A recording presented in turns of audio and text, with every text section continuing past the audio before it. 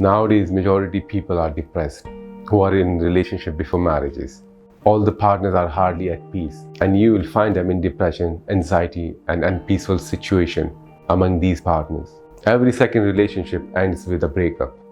You can witness that how many of us are married to our first partners. Hardly few of us. Today, marriages are much difficult than being in the relationship. They believe it is beneficial to avoid the bonds and the responsibility of marriage and satisfy their natural needs with illicit relationships. Allah subhanahu wa ta'ala says in Quran that marriage relationship is created so that both spouses can find peace in this, and they both should not need anyone else to fulfill their love and desires. Again, Allah subhanahu wa ta'ala says, do not go near adultery. Surely it is an indecency and evil way of fulfilling sexual urge. In Bible is mentioned, Wesley Exodus, Bible commentary.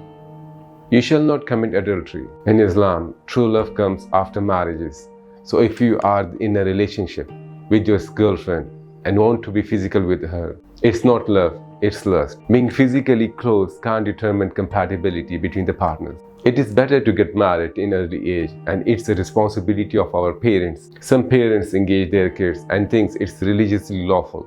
After engagement, kids started meeting their fiancés and getting close physically without the fear that it is unlawful to meet in private before marriage. Prophet Muhammad sallallahu alaihi wasallam said, to get married is my tradition, is my sunnah. The first relationship on earth was the relationship of husband and wife.